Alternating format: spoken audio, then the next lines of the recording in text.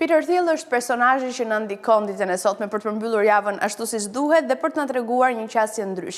ndryshe në të bërit biznes dhe të qenit të suksesshëm. Her pas here janë të ndarë në fakt edhe nga paragjykimet që kemi, që ata që kanë një prirje sa i përket filozofisë mbase kalojnë në terma të tjerë dhe jo shumë të lidhur me biznesin. Megjithatë, duket se për të kanë qenë pikërisht të detaje dhe lidhja e tij me mendimin, lidhja e tij me filozofinë që kanë bërë atë të mendojë më shumë për biznesin dhe të ketë një qasje ndryshe që mbase shumë biznesmen nuk e kanë patur dhe tjetë ky faktori X i tij për të arritur dhe për të patur sukses nga dita e parë e sërish duke vazhduar, duke pasur rekord dhe her pas here në industri dhe në kompani të ndryshme që ai vendoste të kishte. Në vitin 1998 ai vendosi të bënte diferencën në të gjithë tregun. Së bashku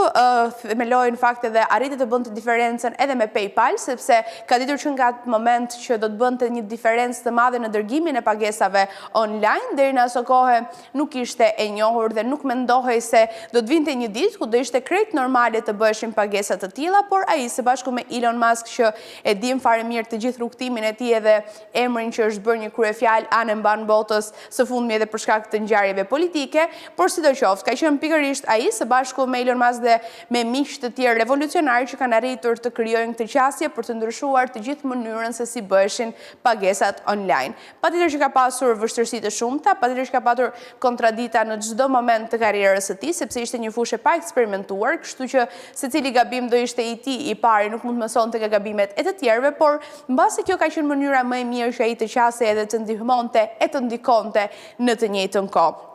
Megjithatë, më pas arriti të bënte goditjen e radhës, në këtë rast me Facebook, sepse ishte personi i parë i jashtëm në Facebook si investitor dhe duke qenë këtu ai mendoi se ishte momenti i duhur për të bërë këtë diferencë dhe për treguar qasjen e tij që kishte që nga momenti i parë, kështu që vendosi të ndikonte edhe të sillte një investim në Facebook që në një periudhë të caktuar mund të mendojë mbase si investim i gabuar apo ajo çfarë nuk pritej të ishte. Ai kishte besim dhe e dinte që do t'i kthehej çdo qindark që investonte, por madje edhe shumë më tepër. Ndërkohë pati një filozofi të veçantë të gjithë suksesit që kishte. Ai thoshte mos garo, krijo monopol. Pra sipas tij nuk ishte nevojshme që të bësh më mirë atë që po bëjnë të tjerët, por duhet të bësh diçka krejt tjetër, diçka krejt ndryshe. Ndaj flasim edhe për PayPalin që fillimisht nuk quhej PayPal, por megjithatë ishte kjo struktura dhe kjo ideja, kjo kompania që bëri diferencën dhe kjo mund të thuhet që është një nga format dhe qasjet më të veçanta të suksesit dhe të historive të individëve që arrin të bëjnë diferencën edhe në këtë sektor. Dhe është e jashtëzakonshme që